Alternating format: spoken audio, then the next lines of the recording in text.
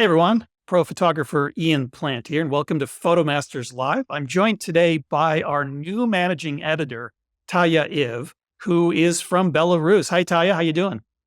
Hi, I'm doing well. Thank you for inviting me. This is my first co-host slash collaboration webinar, so I'm really excited but also nervous. So hello everyone, very nice to meet you. So tell us a little bit about Belarus. I admit I don't know much about it. Belarus is a place that most people don't know about, surprisingly enough. Whenever I meet new people through language exchange or just through different industries, they always ask me, where's Belarus? Is that Russia? Is that a country or is that a city? So it's always interesting to describe it as a country. It's, I think, a great place for anyone who likes peace and creativity. So it has lots of fields and forests and wild animals. Occasionally you'll come across moose or deer. And I mean, it's peaceful, not the most technologically advanced country in the world, but I think that is a pro in some ways. Well, so when I learned that you were from Belarus, I immediately did a Google Images search to see if there was anything interesting to photograph in Belarus, at least from a nature perspective. And I very quickly learned that Belarus is the nation of lakes and forests. I think that's what it's officially called. And it Correct. struck me as looking almost identical to Minnesota, where I live now. So Mm. basically Minnesota, but with a few castles. And so it isn't like the most obviously exciting place to photograph from a landscape photography perspective, but I bet there's still a lot of interesting things to photograph there. Absolutely. I actually want to, we, I've been moving to different places, living in different apartments. And even though at a distance, the country seems quite dull and generic, when you explore it further and you take the time to be curious, then you discover a lot of hidden gems. So I think this country is just a hidden gem that requires a lot of patience and sometimes curiosity. That's how I would describe it. That's the perfect description of it in life. Well, you're not exactly a landscape or a nature photographer. You are, I think you describe yourself as a creative self-portrait photographer. And so a lot of the work that you do is photography in your own house or in your neighborhood. And so let's talk a little bit about that. Like what draws you to that type of photography? And what are some of the creative techniques you use to make the images that you prefer to make? So when I first got into photography, I was really young and I was very shy back in the day. So as a beginner and also as a shy person, I didn't really want to approach anyone, even though I wanted to take photos of other people. My only alternative was self-portraiture, which I later discovered through a photography slash art website called DeviantArt. And there I found a whole community of self-portrait photographers. Yes, this is my cat, who is my best model. And on that website, I found so much inspiration and so much comfort in a way, because I realized that I didn't need to, at least at first, approach people I wasn't comfortable with approaching. And slowly, I started to speak with my schoolmates and my classmates and offer free photo shoots. And that's kind of how it started. But self-portraiture for me is sort of my own way of self-expression and something I really enjoy, but I also like to experiment with different genres. As you can see here, I do enjoy photographing the deer in Belarus. It's always a pleasure. And as for techniques, I'm a very intuitive photographer. Actually, maybe this is embarrassing to say, but it took me, I think, over 8 years to actually understand or to get familiar with aperture and those kinds of terms. Because when I started, I just experimented. I was like, what is this? I'll just do this and that. And then once I started actually getting into photography a bit more seriously, then I learned about all the terms. So maybe that sounds a bit unusual and silly, but that's my story. And yeah, I'm just intuitive. I work with natural light most of the time. My cat is featured in almost all of my photographs because that's what people like. But I like to go with the flow, and I'm just a very spontaneous person in general, but especially as a photographer, I'm extremely spontaneous. Yeah, I mean, I think it's fair to say that I think I described you when we first introduced you on the blog at PhotoMasters as a creative, opportunistic photographer. You're basically looking at the things that you have immediately available and figuring out a way to make a creative photograph. And so this is a really good lesson for people who are maybe, during the winter months stuck at home, they're not traveling as much. They're looking for creative opportunities. I know I get into a creative rut when I'm not out traveling. And the truth is, there are a million things you can photograph in your own house, even, or in your own backyard or your own neighborhood, your local area. As long as you have an open mind and you're willing to be creative, you can make really interesting, amazing photographs, even of your cats. And so I see you as really embracing that and just looking for opportunities with what is available, the raw material that you have available to make interesting and unique photographs.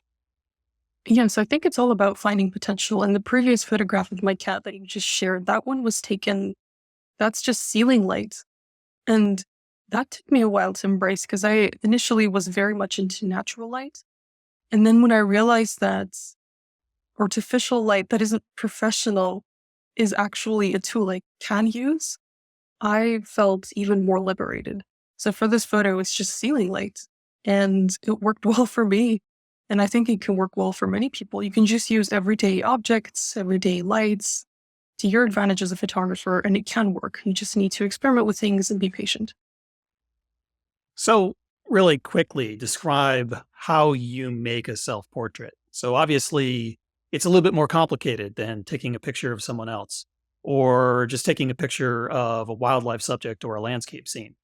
So, you obviously have to set up something. You have to put your camera on a tripod, and then you have to sort of you have to work out all the variables, like composing and other things, figuring out the best exposure seems to be a lot more trial and error because you have to put yourself in front of the camera to see what it's really going to look like. And so when you're in front of the camera, not behind the camera, you can't look at what you're doing. So you have to put yourself in position, kind of guess the right position, take a test shot, then go back and review the image, and then maybe go back and fine tune your approach. It seems like this might take a while to actually come together. Exactly. You described the whole process perfectly. That's what it's like. I You have know what that's experimented a like. little bit with creative self portraits myself. Yeah, you sound like a professional, more professional than me.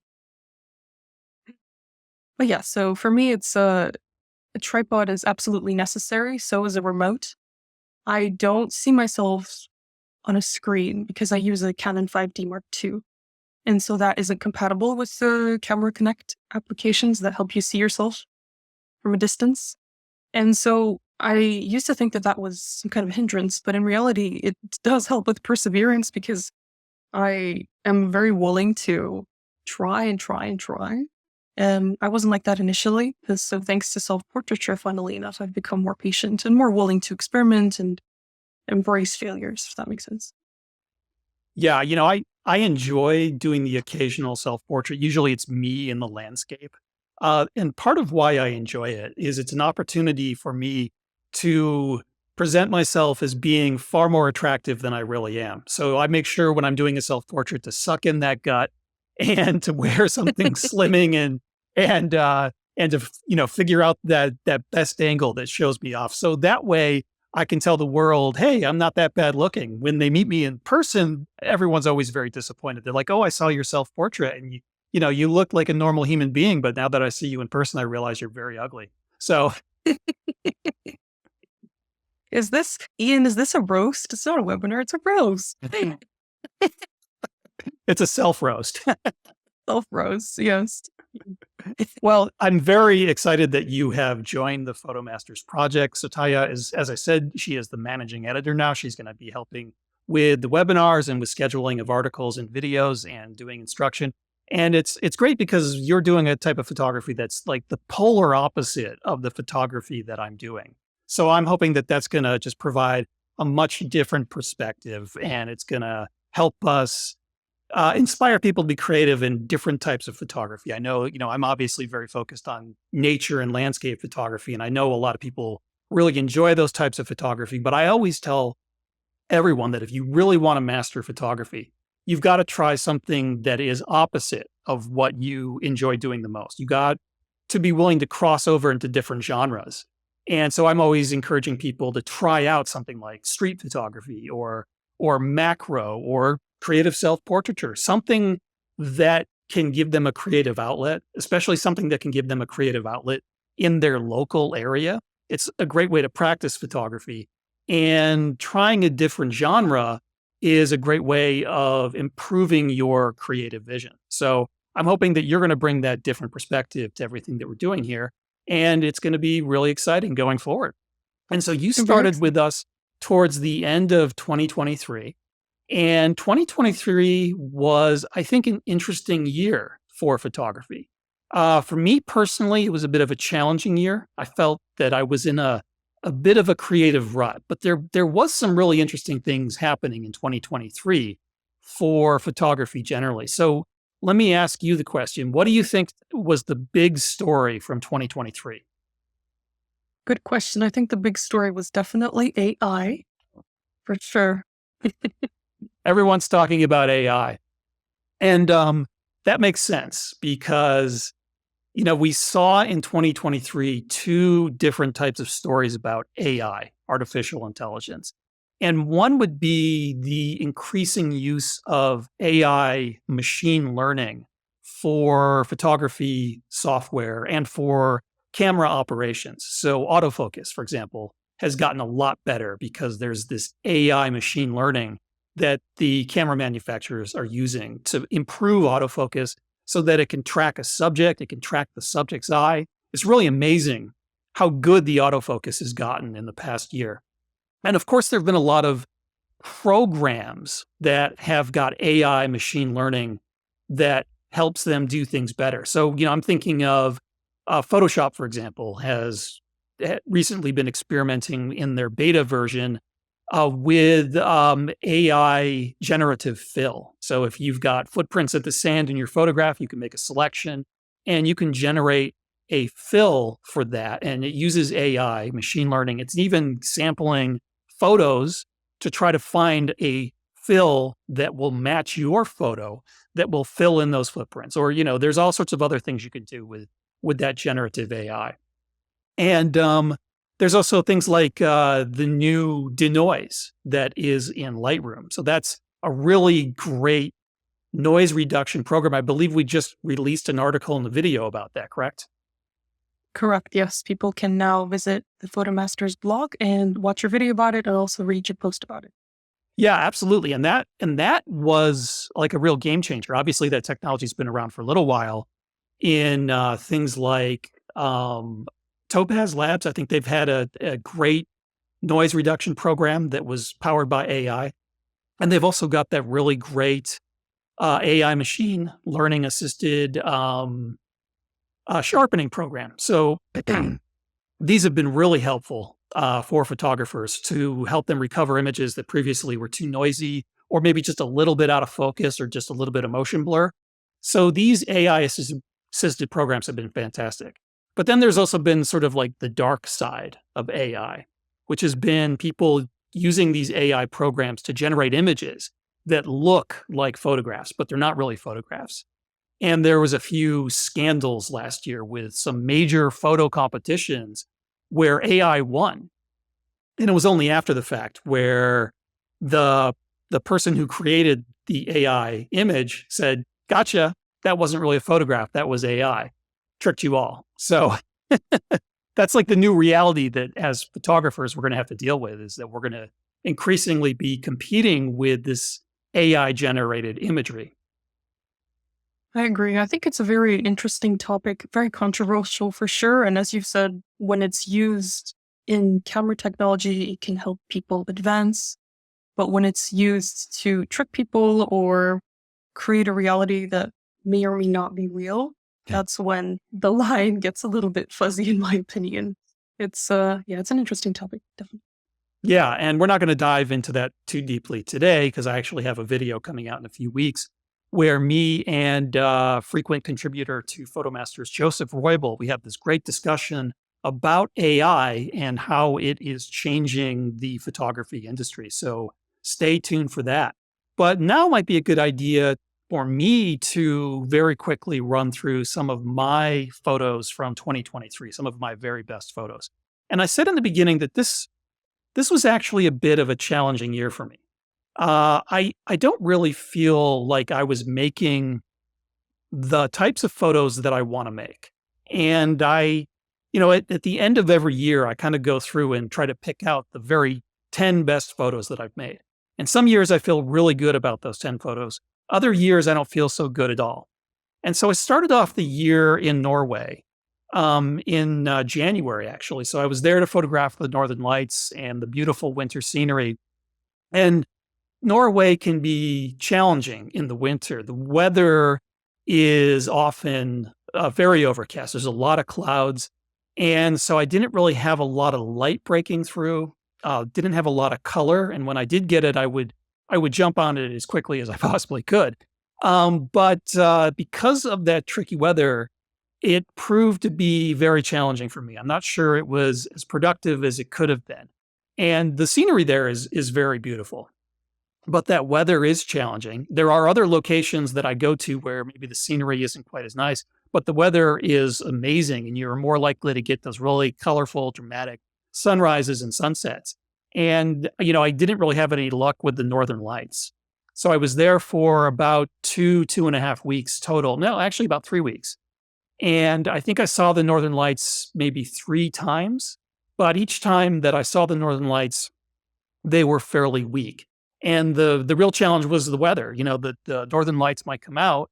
There might be a clear night, but if the Northern Lights weren't very strong that night, then I wasn't going to get really great aurora. And a lot of times there were these beautiful aurora displays, but they were just completely covered by the clouds. And so I was also in a location where a lot of photography's been done. So I was in the Lofoten Islands.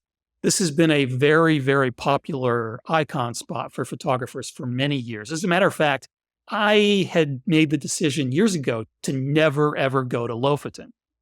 And the only reason I was there was my colleague and friend, Kawai Lin, who runs a lot of photo tours there, asked me to do one of his tours with him. So I said, yeah, sure, why not? And it was a beautiful area. It really was incredible, but it was very challenging to make any work that was truly unique because so many people have photographed there. And in winter, access to a lot of locations is challenging.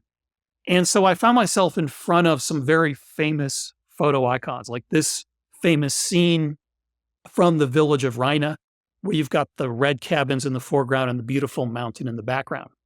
And so when you're in front of a photo icon that's been photographed a million times, it always is a good idea to try to think creatively, think about how you might do something a little bit different. And so here I decided I wanted to do a twilight shot and get that mix of the warm lights in the cabins and that beautiful twilight blue sky, that dark sky. And I waited for an evening where there was some really gloomy storm clouds. And I went a little bit wide to get those waves in the foreground. And so I feel like I did something that's a little bit different than most of the photos that were taken here, but it's still something that's not unique to me. And I much prefer making unique photos. And so whenever I had the opportunity to photograph in an area that's not typically photographed, I would jump on it. And so, I made a photo here. There was just this moment where some beautiful light was breaking through. It lasted for about 20, 25 minutes. And I was in a spot that was not a popular spot, but it was a bit of a challenge. I basically just arrived at this spot, had this light breaking through, and so I didn't have that much time to figure it out. And so I made the mistake of going a little too wide here, and so the background mountains were far enough away that they just were too small in this photograph. And so this would have been better photographed if I had been standing farther back using a longer lens. But by the time I figured that out, the light was gone, and I never had an opportunity to go back to this spot again. So there was a lot of missed opportunities. There was a lot of really nice compositions I was finding with my drone. I love doing aerial photography because it makes it a bit easier to find subjects that are unique and compelling. And so my favorite photos from the trip were the drone photos because it allowed me to get off the beaten path where most people were making photographs. But, where I was finding these interesting compositions, I wasn't always getting that really dramatic color and light that I wanted. And I think this photo here was my favorite from Norway. This is a drone photo. And what I like about this is that this really fits my compositional style. This kind of looks like a puzzle that I basically had to get all the puzzle pieces into the right position. I really like how the fjord frames the foreground, the island, and then you've got the reflection of the mountains and that nice little cloud up above. I think it all came together quite nicely. So it was my favorite photo from the trip, and it was the kind of photography that I really like to do. But overall, I felt like I was getting some okay shots from that trip to Norway, but not anything that really stood out. And my next trip was Indonesia. And I was there for 3 weeks and I photographed a variety of subjects. And this is a drone photo of the Ijen volcano, excuse me, at sunrise. And this one I thought turned out okay. There was some good light. I really like the composition, but once again, it's hard in some places to make original compositions, and I feel like this is a drone shot that a lot of people have. And basically, you get there. There are some different possibilities, but the composition really only lines up just right in one position. And so everyone who does drone photography there gets pretty much more or less the same composition. And so that was a real challenge for me. And a lot of the places I was visiting was that I was on the beaten path more than I was off. And here's a photograph of Bromo volcano. But once again, this is a shot that a lot of people get. And it's a beautiful location. And I was lucky that I got some fog down in the valleys below the volcano complex. And you can see that there were multiple volcanic activities going on. There was ash coming from two volcanoes within this complex. So there's the one that's kind of in the middle, and then there's that big mountain in the background. You can see a little puff of dark smoke coming up there. So both of those volcanoes were active at the time. So that was kind of nice.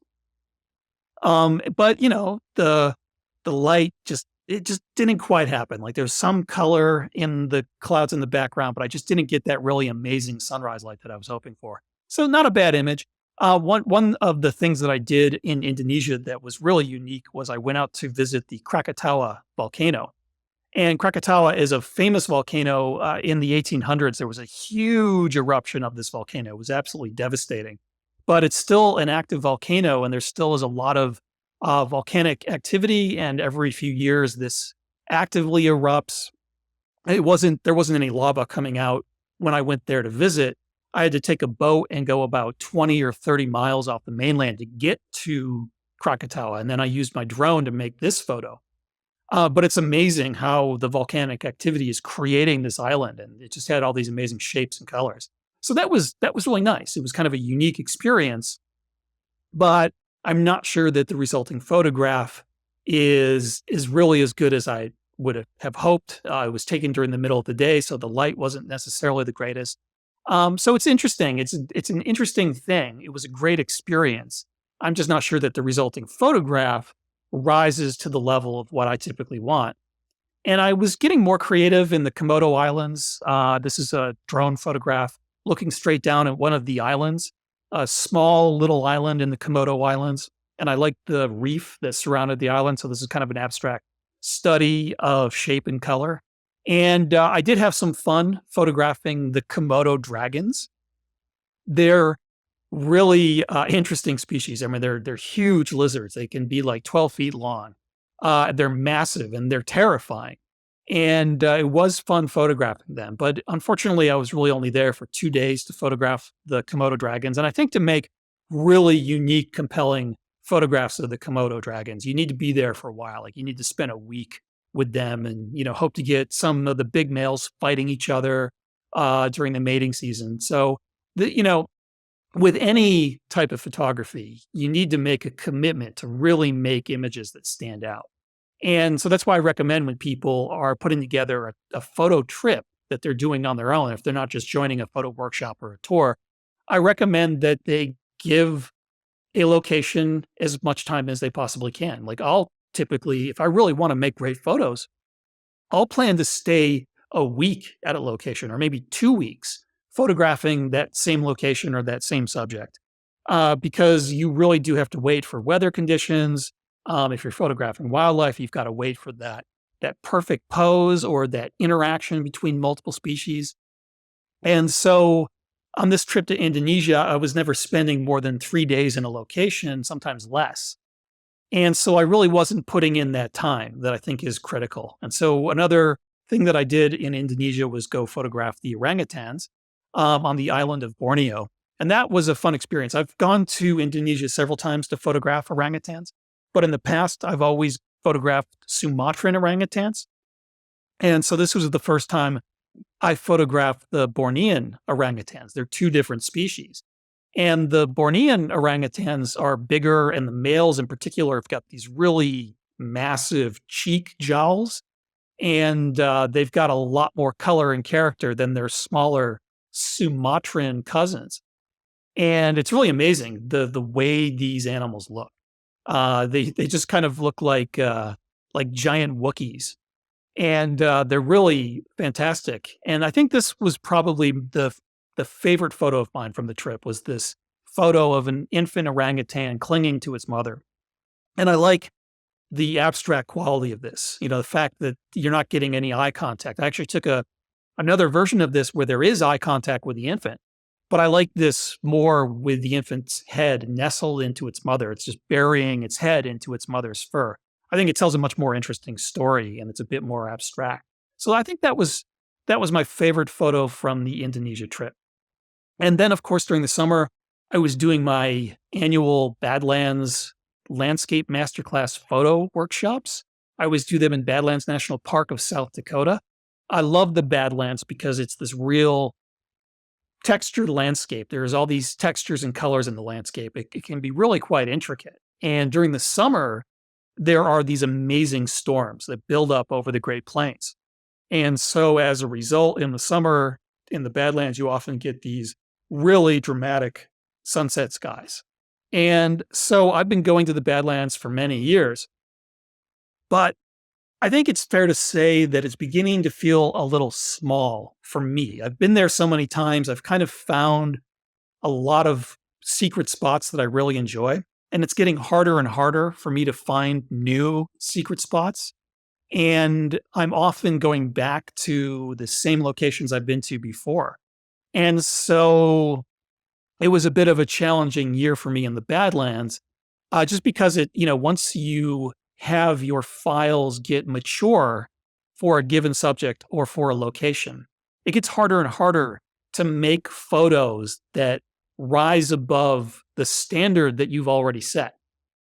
And so usually when that happens to me, I might try to take a break from a location just to sort of like cleanse my palate and refresh my creative vision. Or I double down and I try even harder at that location. And so this year I'll be back in the Badlands in May leading photo workshops. And I think when my workshops are done, I'm going to spend some extra time in the Badlands and really commit to exploring farther than I have in the past and going out there and finding new secret spots, new unique locations, and really take things up to the next level. One of the advantages of going back to a place that you've been to many times is that you can perfect a shot or a composition that you really like. And so this is a composition I've been working on for many years. I always take my workshop groups to this place because it's such a neat composition.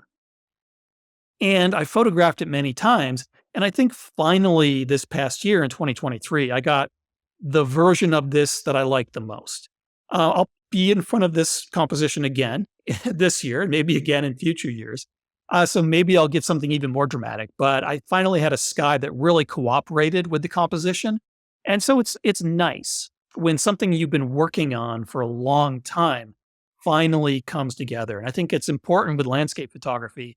If you're not just going to like AI generate a sky that you like, if you're actually committed to the art of photography, finding those compositions that you really like and then going back and trying to perfect them to get those perfect clouds, to get that perfect light and color, it's a very fulfilling feeling when you finally get that done.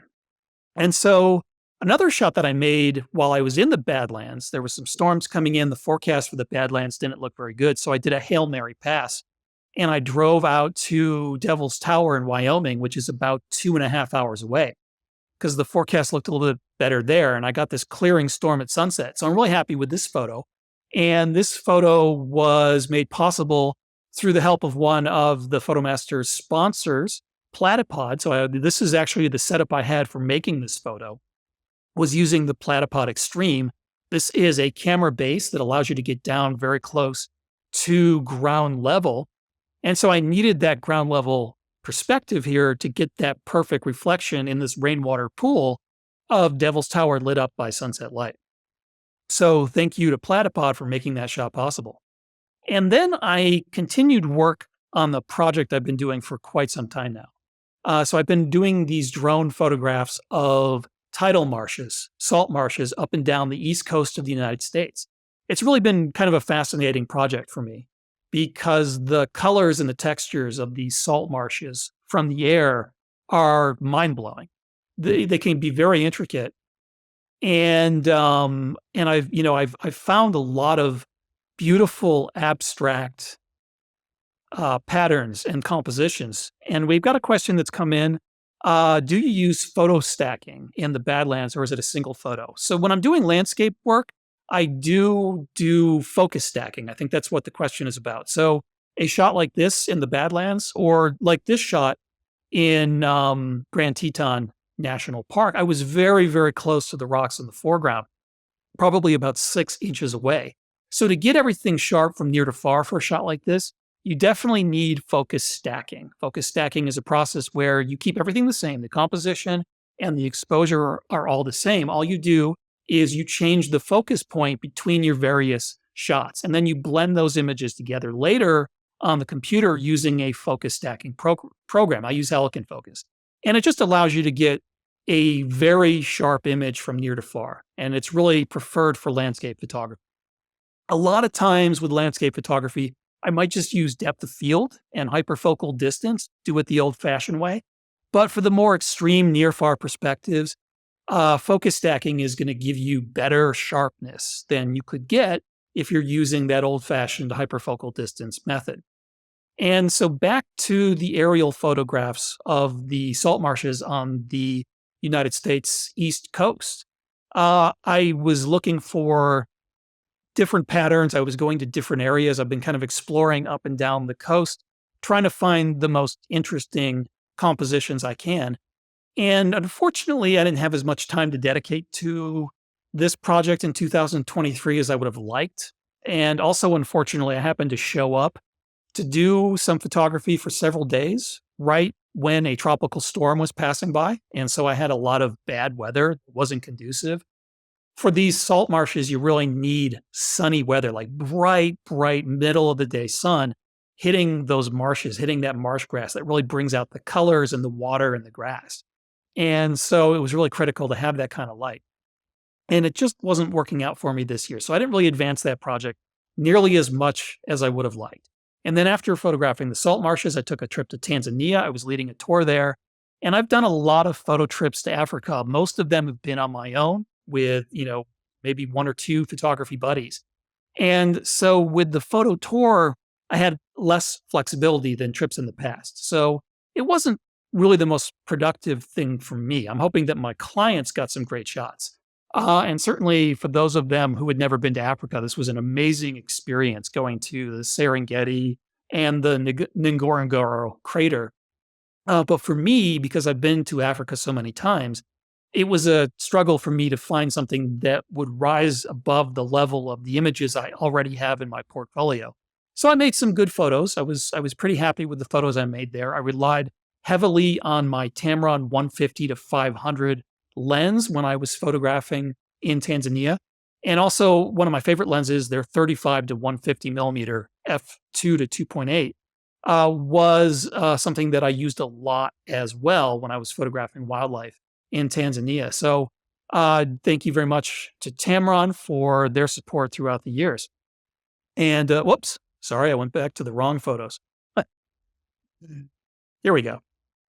And so I did have some interesting opportunities to make creative photos while in Tanzania when I was photographing wildlife and also with the local Maasai people. I've been with Maasai people a lot, especially from my photo trips to Kenya. They're wonderful people, just some of the most friendly people I've ever met on the planet.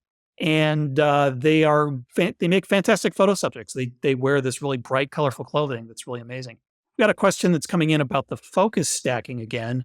What aperture I'm typically using when I'm focus stacking. And usually I'm using f8 or f11. You don't need a super small aperture when you're focus stacking because the focus stacking process is giving you the depth of field that you need. So you don't need to stop down to the small apertures. But I do typically stop down to f8 or f11 because that, with most wide angle lenses, that'll give you maximum optimal sharpness across the image frame. And so I'm going to kind of run through the rest of my photos quickly so we have time for the image review that are images that were submitted by our pro members. And there was a lot of great photos from our pro members. And so my trip to Tanzania got some photos that I like, but not a lot that really rose above the level of what I've done in the past. After Tanzania, I was in the cypress swamps of Texas, and that's a beautiful place. I always enjoy being there in November during the peak fall colors. And I also love working with the light there. You get this beautiful backlighting on the Spanish moss. And, this is a place I've been to several times already. So I was trying to be more creative with my compositions. So I was working on creatively framing the fall color with the cypress trees. So that's a new type of composition I made there this year. And just as always, getting creative with the beautiful fall color and the shapes that are created by the fall color and the reflections in the water. And so I'll be back leading photo tours on my boat there in November. And I still have, I think, 1 or 2 spots open on some of my tours. So if anyone's interested in going there to photograph one of the most beautiful places for fall color, I'd love to have you along with me. And this past year, I tried to get into some areas I haven't been to before. So I've been exploring the quieter, getting deeper and deeper into the cypress swamps, going to the places that no one else is going to and photographing. And that's something I try to do with everything that I photograph. I find that I make photos that I'm happiest about when I'm able to get into these remote areas where I'm able to go to places where there aren't a bunch of photographers. There haven't been people that have taken a million shots there already. That's when I feel like I make my most personal work. So my goal for 2024 is to have enough free time to get into some areas that are new for me and that are off the beaten path and really explore these areas creatively. That's my goal for 2024 because I felt like in 2023 I really wasn't able to do that as much. I had a lot more workshops and tours than I typically do. And so I was less able to get off the beaten path and try to find these really creative, unique opportunities. But, I'm always doing my very best, even when I'm leading a tour, even when I'm going to a place that might be popular, to find ways to do something different with people so that they can walk away feeling like they got something unique and creative. So I'm always looking for opportunities to do something different, to try different techniques. And then finally, I rounded out the year with a trip to Antarctica, and that was a lot of fun. I went with Munch Photo Workshops, and they run a great tour. Unfortunately, I'm not going to be able to join them again in Antarctica when they go back there in February 2025. But if you're looking to go, I definitely recommend it. It's a fantastic trip. And it was a lot of fun, but it was challenging because it was different from the type of photography that I typically do, especially with landscape. I like wide angle photography where you have to immerse yourself in the landscape and the scene that you're photographing. And a lot of the landscapes in Antarctica were distant and remote. I was often photographing from the ship.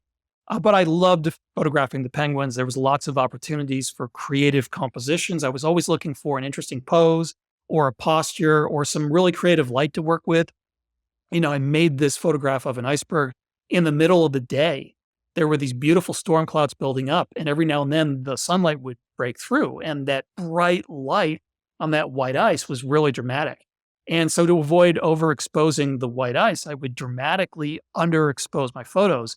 And that would make the clouds just look really dramatic. And so it'd really bring out the drama and the texture of the sky. And here's a photo that's been kind of creeping up on me. It's been, the more I look at it, the more I like it. And I think the very best photos are like that. They grow on you over time. And so this is a Weddell seal. And I just like this. I like the wide angle perspective. I went wide to bring in those stormy clouds that were hovering over the scene. You can see there's a little bit of a penguin colony in the background. And I was very, very careful about my position here because the seal would look up every now and then. And when it did that, its head would be pinned against that gray rock background. And the color of the seal and the color of the rocks were very similar. So I chose a position where there was some snow coming down in between the rocks. And that way, when the seal would look up, its head would be framed by that snow. So that would create separation between the seal and those rocks in the background. So choosing your position to avoid those mergers can be very, very useful to improve your photographs. And it's something I'll be talking about during the image review. And I think this might be my favorite photo from Antarctica, this one Gen 2 penguin. It was squawking, and it was a nice dynamic moment, but I was once again very careful about choosing my background here. I had this spotlighting of the sun on a glacier in the background. So I put that behind the penguin. I like using these bright highlights with my wildlife subjects. You put that bright highlight behind your wildlife subject, it creates a bit of a halo effect. And that will help frame the subject and emphasize the subject.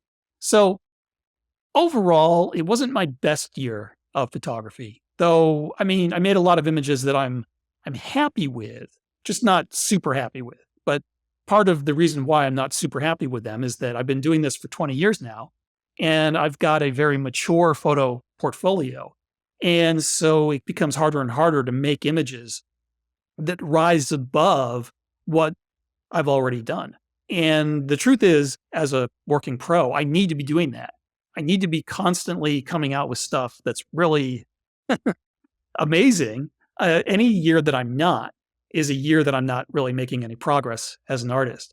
So I think that's the lesson here, is never rest on your laurels. Anytime you're making photos, you should always be thinking about how you can do something better than what you've done before. So, Taya, what do you think? I completely agree. I think it's very inspiring, especially since you have over 20 years of experience. Typically, people would think, well, I can rest now. I'm happy with my portfolio. And if that's the case, that's okay, I think, especially if it's just a hobby of yours, photography. But if you're a professional, then you should definitely move forward and try new things, even though it's challenging. I think the more challenging it is, the more fulfilling the results will be once you're happy with it. Yeah, and I mean, I think that's true for anyone, even if you're just a casual enthusiast. You're always going to want to be improving and refining your creative vision. Exactly. And so, with that in mind, I think it's time to turn to some of the photos that were submitted by our pro members. So, a pro membership with PhotoMasters unlocks access to all of my advanced tutorials. It gives you free access to our monthly webinars. And it also makes your images eligible for these video critique sessions. And so we asked everyone to give us their best from 2023. And so I wanted to share some of those photos. And we've got pro member Sherry, who submitted a few photos. She was actually with me in Antarctica. So I was there when she made these photos. And, you know, with amazing, you get 50 or 60 people on a boat all taking pictures. And I love the fact that people see different things. And I constantly was jealous of the photos that people were making because I'm like, I didn't see that, or I didn't try that. That's really great. And we have a comment from Thomas about breaking plateaus is tough. It is. It's very tough. I find that, you know, personally, when I'm making photos, I often find that I'm at a plateau for a long period of time and I'm struggling to get past that. And then there'll be a moment where I have an epiphany. Like I start seeing the world differently. I start seeing it more creatively. And that plateau becomes this sharp incline. And then it levels off and I've got another plateau. And so the plateau periods can be really frustrating. I'll have a 6 months or even a year where I feel like I'm not doing anything different. I'm not really getting out of that creative rut. And then my fingers will snap, the light bulb will go off above my head. I'll start seeing things in a different way, and my photography gets noticeably better. So I think that people should always be trying to find new inspiration. And that's why I encourage people to try different types of photography. And I also think that folks should be just constantly engaging in the creative process. I find that the easiest way for me to get past those creative ruts is to just get my face behind my camera and make images, whether I'm inspired in that moment or not. Because especially in those moments when you're not really inspired, when you force yourself to be creative, that's when you start thinking of new techniques, new ways of seeing creatively to make the most of what you're doing. So definitely everyone, if you're feeling like you're in a creative rut, if you feel like you've got an artistic plateau, don't worry about it. Happens to me all the time. It can be depressing when it's happening, but you just got to keep on going and your work will get better. So keep on learning, keep on exploring, keep on being creative. So I love these two photos by Sherry. What I love about both of these is how abstract they are. So this photo, for example, she cut off a lot of the birds, instead of going wider. And my inclination would have been to go wider on a shot like this. But I like how by cutting off most of the birds, this becomes much more abstract. Taya, what do you think about it? I love this photograph, the second version especially, because it looks like a painting. If I saw it from a distance, I would think it was a painting. But I think the thing that stands out the most is the contrast between the snow and then the blue eyes. It's very striking, and that's the first thing you notice. It's just a pop of color in a seemingly minimalistic shot. Really stands out. Yeah, I think the blue eyes are such an important part of this, and especially with the contrasting color of the orange. And so I think I've decided that I like the second one better as well. It's just got a nice sort of minimalist abstract quality to it. So really nicely done, Sherry. And then we've got this photograph from Brendan, and this was in Lofoten. I was actually there with Brendan when he took this photo. And I really like this too. That pop of color against that dark background is really great. There are two things I would have done differently here, though, I think. First of all, I would have maybe moved more to the right so that by moving to the right, that fishing shack would be pushed a little bit more to the left. And I would have tried to find a position where that shack was perfectly framed by the mountain. So here it's framed by the mountain, but it's a little bit off center. And so just changing your position a little bit would have made that so that it would perfectly be framed. It'd be like Russian nesting dolls. I use that analogy a lot when I'm talking about composition. When you've got repeating shapes, you want the shapes to nest one another. And so here, that triangle of the mountain would have been perfect to frame the triangle of the yellow house. And so I would have been looking for a position where one nested perfectly within the center of the other. And the other thing that I would recommend for this is just subtly desaturating the yellows in the rocks in the foreground. So here I just kind of tone that down. So you keep the yellows in the house, but you tone down the yellows everywhere else. And I think that makes the yellow stand out a lot better. What do you think, Taya? I agree, but I would also desaturate the blues, even though it would look unnatural. I think if you desaturated pretty much all the colors, then the yellow would stand out even more. Yeah, I think that's a very good point. Oh, we've got this really lovely photo from Jim, and this is from White Pocket in Arizona, I believe. And I love how the Milky Way is coming down. And so I think this is really nicely done. Though there are two things that I think I would have done a little bit differently here, maybe. So one, I might have tried moving over to the right a little bit to have that Milky Way coming down right into that tree. It's coming off a little bit to the left of the tree. But I think if it came down right into the tree, that would really emphasize that as being a very important part of the composition. So, these are very minor nits. But I believe there's a teachable moment in everything, even if the photo's otherwise very, very good. The second thing I would recommend, and you could probably fix this with using an adjustment brush in Lightroom. But when you're doing artificial light at night, it's a good idea to try to block any light from hitting your foreground. So that immediate foreground down at the very bottom of the image, there's some bright light there. And that's just going to draw the eye to the bottom part of the composition and lead the eye out. So when I'm using artificial light doing a night scene, I might have something that blocks the bottom of the light. And I'm very, very careful to avoid hitting that very bottom edge of the image frame. So that way it's darker down at the bottom, and you've got this tonal progression from dark in the very bottom of the image to something bright on the main subject in the background. So having that light on the tree, having that light on the mountain in the background, or that sandstone mound, I think makes sense. But just being more careful to control the light from hitting that immediate bottom part of the foreground, I think would improve this image. So Jim, one thing you can do is go in and create a mask in Lightroom and just use the brush and selectively darken that very bottom part so that it matches the darkness that you see towards the left or the right of the bottom. So the middle bottom is brighter than either of those. If you just sort of blend that in so that it matches that darkness, I think that will create a more natural tonal transition. Taya, any additional thoughts on this? I would tone down the yellows next to the tree, but I just wanted to say that whenever I see a photograph and I really want to know how it was taken, I'm curious about the behind the scenes shots, then I know it's a good photograph. So just wanted to let you know, Jim, it's a great picture. I would just tone down the yellows. Yeah, I think this is really beautiful. I think it's really nicely done. And here are some photos from Antarctica from Vlad. And so he was on the same boat that I was, but I think he was there the week before. So he was with a different group. And he got this really beautiful light on that gorgeous Antarctica landscape. And a common problem with photos that I review is I think people struggle with use of space.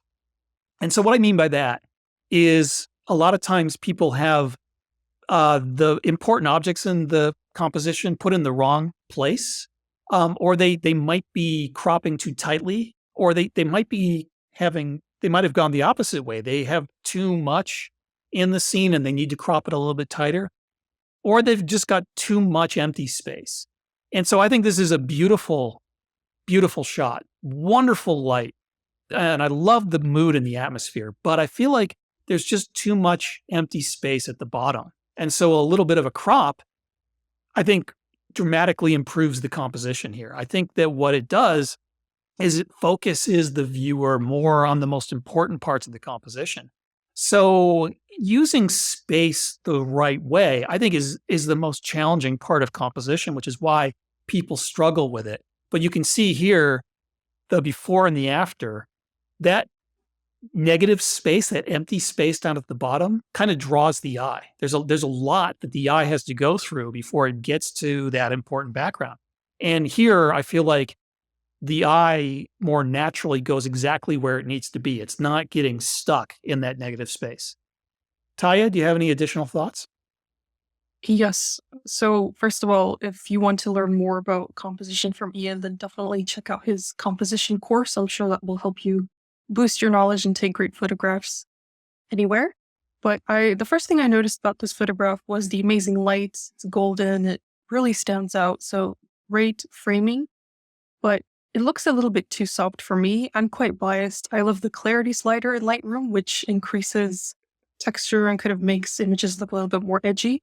So what I would do is slightly drag the clarity slider in Lightroom to the right, or I would just use any editing program to make some of the details pop in the snow. Yeah, and you could also use the dehaze slider very subtly. That will increase the contrast and the drama primarily in the sky. But you want to be careful with dehaze because it is a much more aggressive version of clarity. But yeah, I think this is a lovely photo, and when it's cropped this way, it really stands out. So these are all great. And this is from Pro member Dave. Oops, sorry about that. This is from Pro member Dave, and I love this reflection, and I like the fact, Dave, that you included some of the grass in the foreground. I think that works really well. Helps fill in some of that negative space that's down there, that empty space. So two things to be very cognizant of when you're making these types of photos. One, you want to avoid visual merger. And so some of the grasses in the extreme right are coming up and they're intersecting with the reflection of the mountains. And so those visual intersections, those visual mergers are going to draw the viewer's eye. They're going to notice it. So you just want to be extra careful. You want to do like a patrol of your images. I call it edge patrol to make sure there's nothing coming in from the corners of the edges that might be distracting. But I also like to do merger patrol. So I'm looking to make sure that there aren't any visual mergers that are going to draw the viewer's eye. So those little grasses sticking up, it could have been easily avoided by just changing your position subtly. And another thing you want to think about with photos like this is selecting a foreground that creates a shape that nests perfectly with other shapes in the scene. So I was talking about that Russian nesting doll effect earlier. And so the shape of the foreground here, you'd really want to find a foreground shape that will nest perfectly within the shape formed by the reflections of the mountains. And so I did a little creative work in Photoshop on this. And so you can see the before and the after here. So I got rid of that visual merger of those grasses. I just cloned some of them out. And then I played around a little bit with some creative cloning of the grasses. Now, what I would have done in the field is I would have looked for a shape in the grasses that would have nested perfectly within that shape of the reflections of the mountains.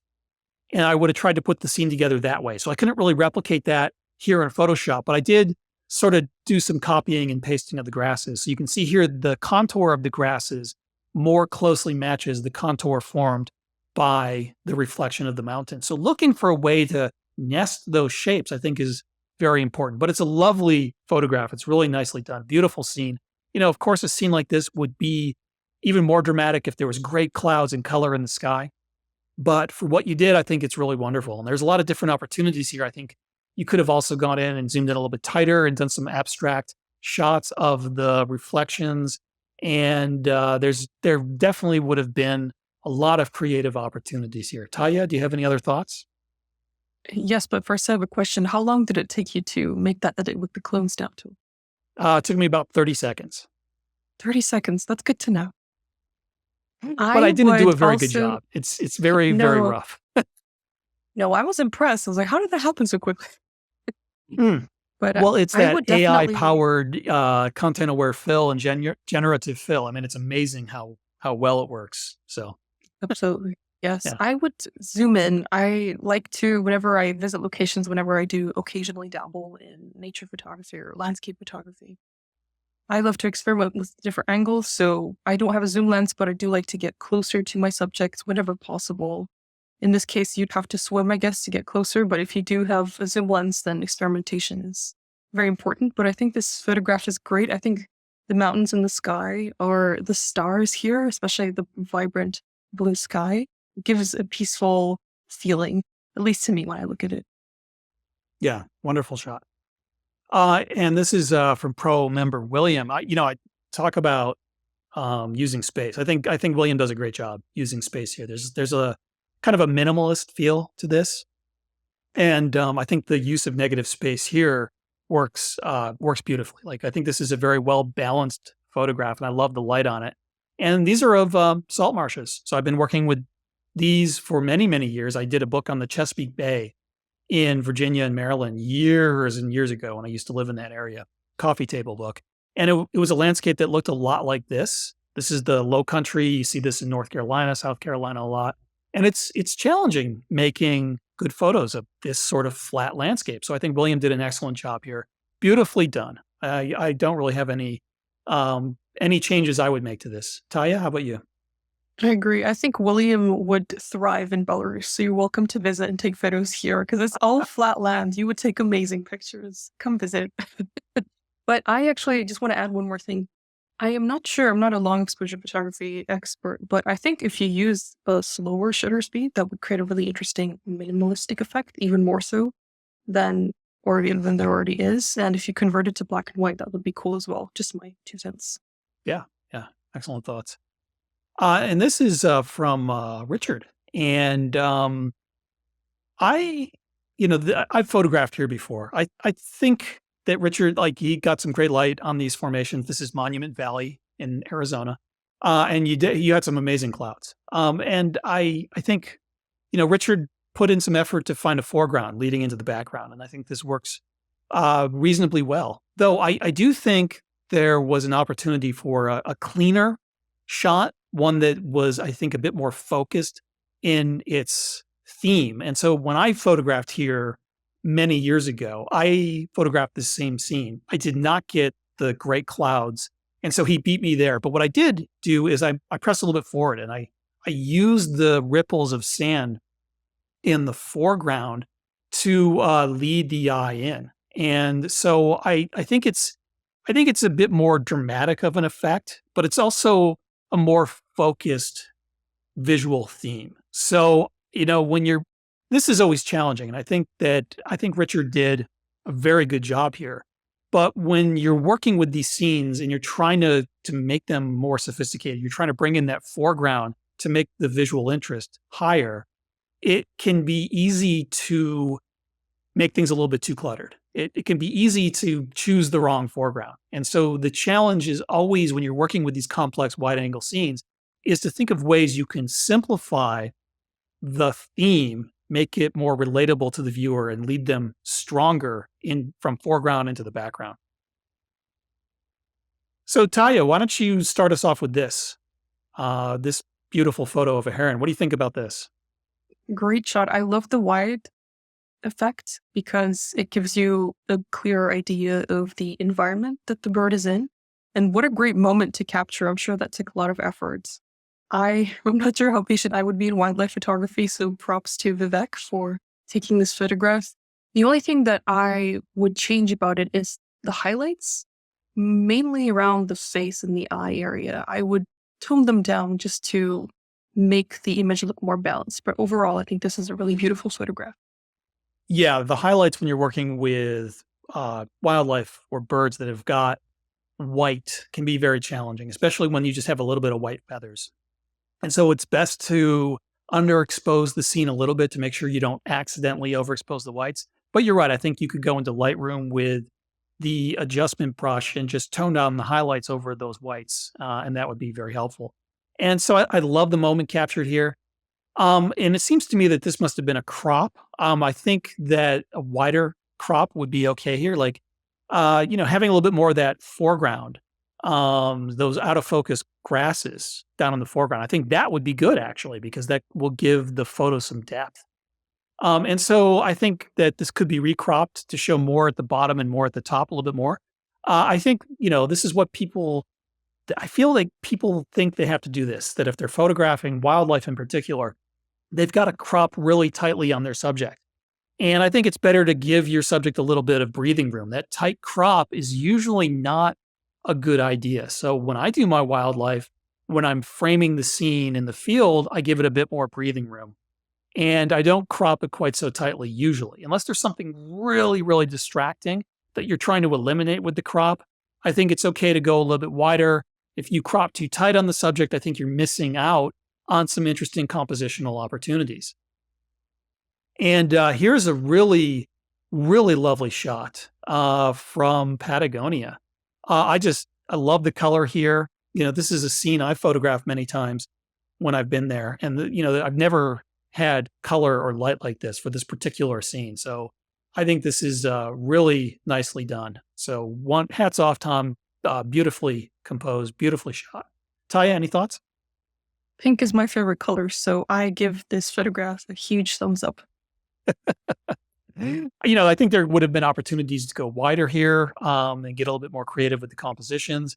The tighter telephoto view it can be really nice, but I think when you're working with a scene like this, it's a good idea to experiment with different angles and different framing, and to try to come up with something that's going to be a bit more creative. When you're zooming in tight with that telephoto lens, you're often producing a shot that most people can get. And so that's why I like going wider, because it's a bit more challenging and you can end up creating these very dynamic near far compositions that are just not as easy for most people. And so your work is going to stand out a little bit more. So it's a lovely shot, but I definitely think that there were some other opportunities here as well. And okay, so I've loved this shot from Fran. I remember reviewing this earlier in 2023. This is the supermoon. She photographed this with the, I guess this used to be the old Tappan Zee Bridge in New York State. I think it's got a different name now. And it's just a wonderful shot. It was very well planned, well executed. I love the color contrast. That harvest moon color, that orange contrasting with the blue lights on the bridge at night. I think this just works perfectly. I love everything about this photo. Taya, any thoughts? As soon as I saw the photo in the form, I was blown away. And I think, again, as I said earlier, if a photograph makes you wonder how it was taken, then it's a great picture. And I wouldn't change anything about this. I would hang this on my wall very confidently. Yeah, fantastic photo. Really well done, Fran. And here's a shot from Tim. Now, we might recognize this composition. I showed one of my shots from the Badlands from this spot. And so I said earlier that I take my groups here. And so Tim was on one of my groups and he took this photo. I love the composition. And it's really nicely done. And he saw it a little bit differently than I did. He composed it differently, which I think is great. And so Tim and I have had this conversation before. Tim likes a dark look to his photos. I typically prefer a kind of a brighter look. I don't like going quite as dark. This is definitely a personal thing. So Tim has a personal taste. He likes to err on the side of darkness with his exposures. So it's not the way I would approach things. I've encouraged Tim to maybe think about doing it a different way, but this is the way Tim likes to do it. And that's the great thing about art. It's completely subjective. There's nothing wrong with his different approach. And so I think this came out really nice. And I'm going to just speed things up because we're running a little bit over. I don't want to give anyone's images short shrift, but we definitely do have to move a little bit faster. So Gary submitted this photo, and I love this photo. I think it's really nicely done. So this is taken in Yosemite. This is Half Dome. And I love the way the composition is balanced. You've got Half Dome in the upper left, and then you've got this rock outcrop in the lower right. And the two create this diagonal counterpoint relationship that gets the viewer's eye bouncing back and forth. I just love it. And so we don't think of a mountain as having a face. It's not like a wildlife or a person. So it doesn't look a particular way. But when we talk about mountains with sheer edges, we might call it the face of the mountain. And so it kind of looks like a face. So it looks like, Half Dome looks like a face that's looking to the left. And an often cited compositional rule is don't have your person or your wildlife subject looking out of the image frame. And I tell people you can break that rule if you want. You just need something on the other side of the composition to balance. So that face of Half Dome is looking out to the left. And what balances this, what draws the viewer back into the composition is that rock outcrop in the lower right. So that just, creates a lot of visual energy, the fact that the face is looking out of the composition. And then the visual counterpoint between the face and the outcrop, I think this comes together beautifully. I think the only thing I might have done a little bit differently is maybe try to control the highlights of the setting sun in the background. So here, doing a multiple exposure blend would definitely, I think, look really good. And we just got a comment from Sydney saying the images seem slightly fuzzy. That's in part because we're doing this video feed, and the original images were low resolution JPEG submitted on the site. So they're all tack sharp, but they might look a little fuzzy to you on your end if you're watching the video. I can assure you this is a perfectly sharp photo. So controlling the highlights here might have, I think, yielded a better result, though I go back and forth. Sometimes I like to have my highlights be a little overexposed in shots. I think it kind of creates this airy, almost ethereal look. And I think it actually works really well here. And I don't know that bringing the highlights down would look better. So I think Gary did a great job here. And Taya, why don't you take us through your thoughts on this image?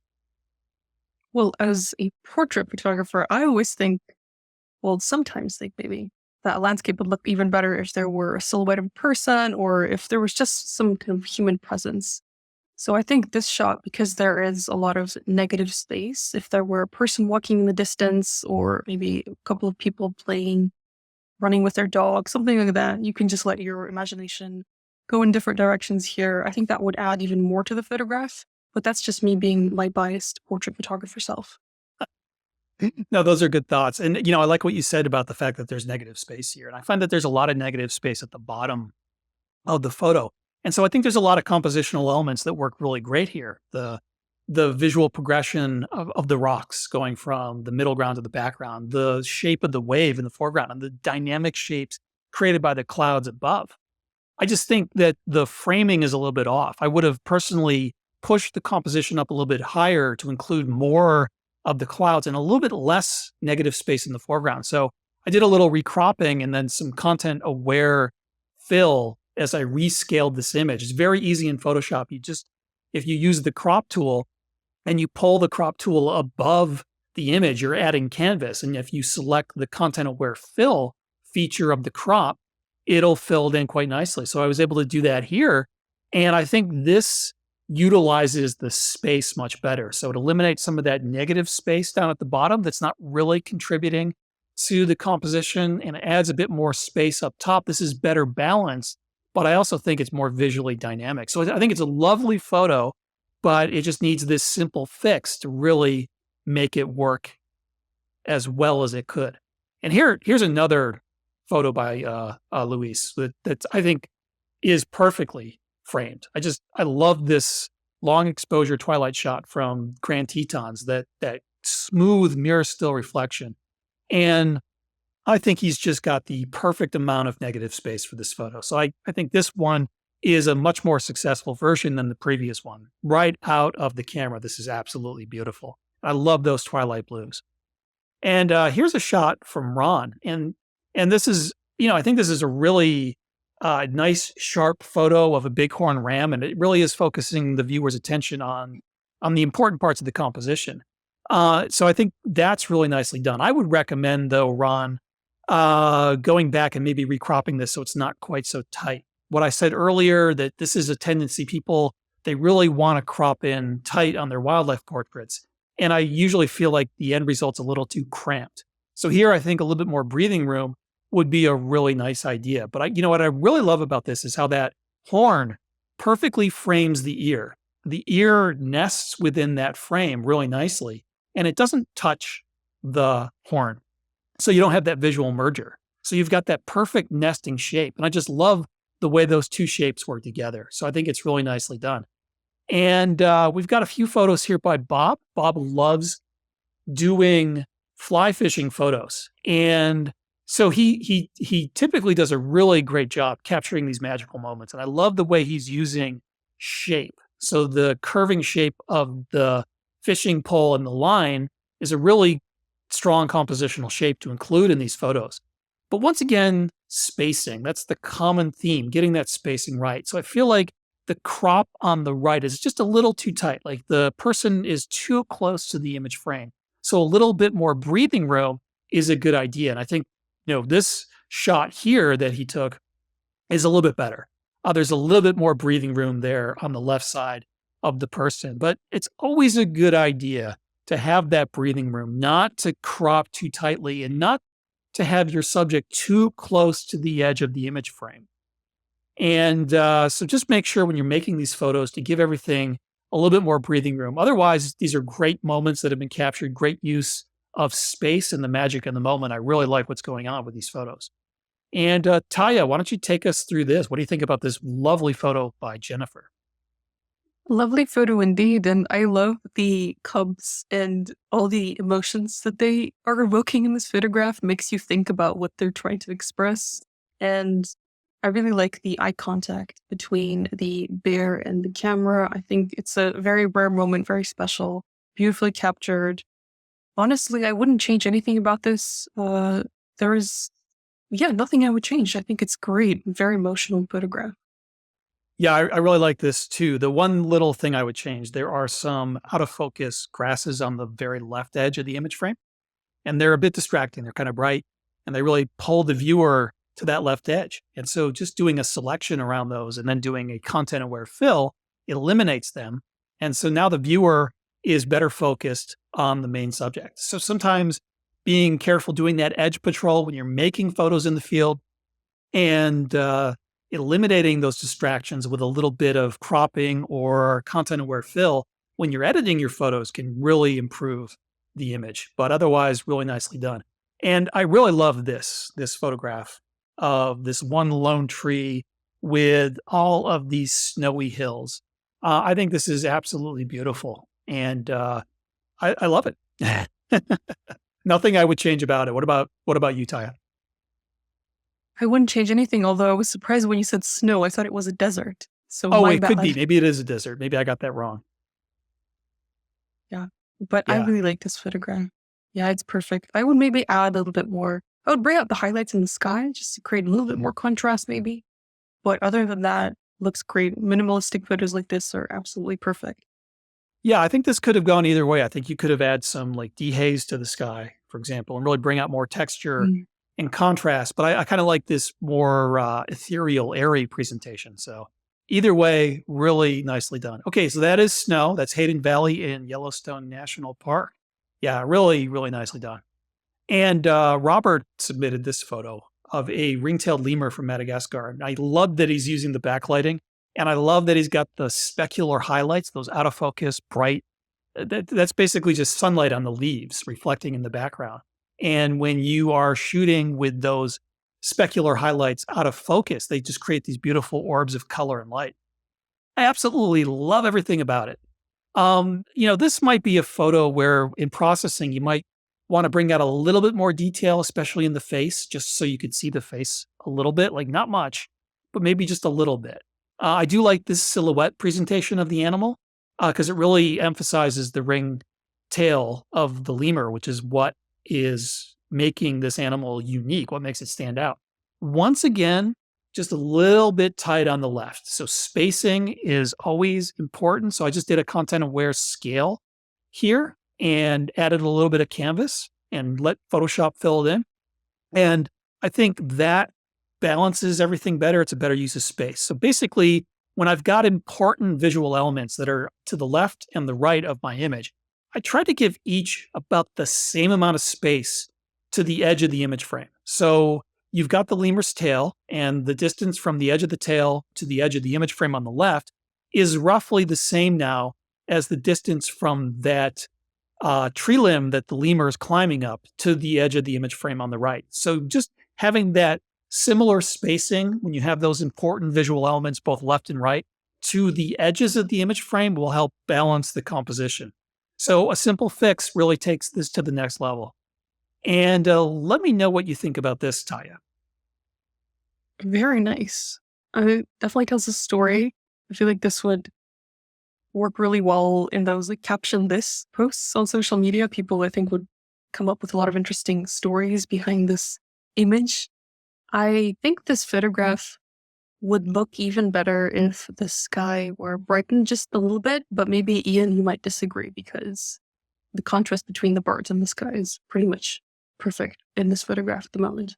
Yeah, I love the deep blues. I think that works really good. And I love the moment here. Though I think there might have been the chance to improve the framing here. So if this is something that's been cropped, I think going a little bit wider, giving the heron on the left and the heron on the right a little bit more space, that would probably work a little bit better. As I said, that tight cropping is something that people do a lot, and I feel like it's just the two primary visual elements here are pushed too far to the edges. They just need to be in a little bit closer to each other. And you do that by just going a little bit wider and having some negative space around them. Another option here that could have been really nice would have been, a just tighter zooming in on the bird that was coming in. And so I just did a little creative cropping and then content aware fill here. I got rid of the bushes down below. So something like this might have been nice as well. But notice how I'm not really tightly cropped on the animal. There's some generous use of negative space around the wildlife subject. And I think that is, the appropriate amount of spacing you're going to want to have around a subject. So when people crop too tight, I think it just doesn't really give the subject any breathing room. So I think this works better. So I think it's a really lovely moment, really nicely done. And there's definitely some different options. And here's a photo from Brazil, a cave in Brazil. I think this is just absolutely wonderful. I love everything about it. And you can see the cavers down below with their headlamps on. And it's a really nice composition. So I don't have anything that I would do differently with this photo. And so Alexander, really nicely done.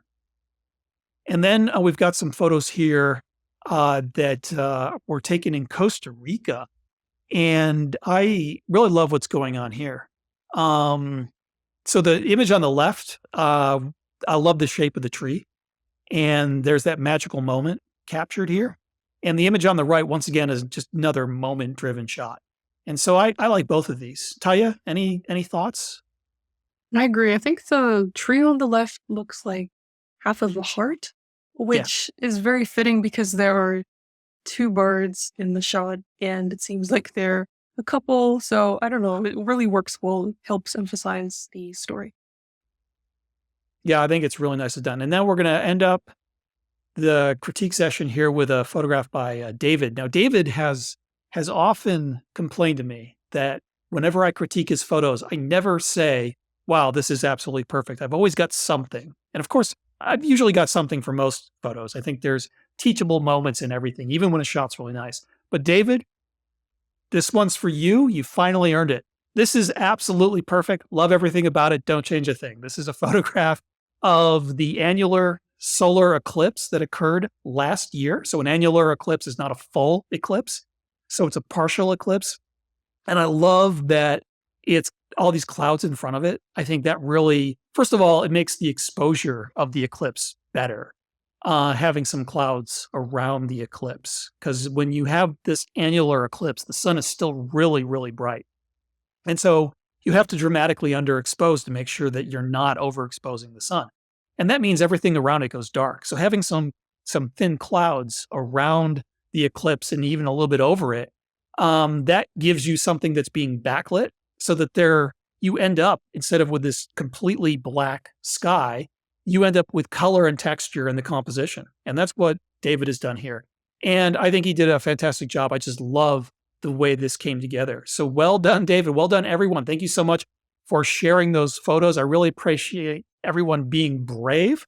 All the pro members who shared those photos for critique, and can be difficult to put your work up for public review. And definitely take our reviews with a grain of salt. We're always looking for ways to make better photographs. And I think, as I said, there's a teachable moment, a teachable lesson with every photograph, whether the photograph's really good or whether the photograph can use some work. And I always feel bad about saying, hey, you could have done this differently or you could have done that. And people are really happy about these shots. But then once I, give them that little nitpick, they can't unsee it. So they're like, oh my God, I didn't notice that visual merger when I took the photo. And I really like this photo, but now that you've mentioned it, all I can see is that little bit of visual merger. So I do apologize about that. That's just how it goes. But definitely use these critiques, use the lessons from these critiques to go out there and make better photos in the future. And now you're better armed with the techniques and the tools that will allow you to make better photos. So I think that's all we have for today. We have gone over, but it was a lot of fun. Taya, thank you for joining us. Taya will be co-hosting a lot of these events going forward, and we're hoping to make them much more exciting and much more dynamic and much more interactive. So thank you, everyone, for joining us, and I hope that you all have a wonderful 2024. Can't wait to see what you guys come up with. Thanks so much. Bye-bye.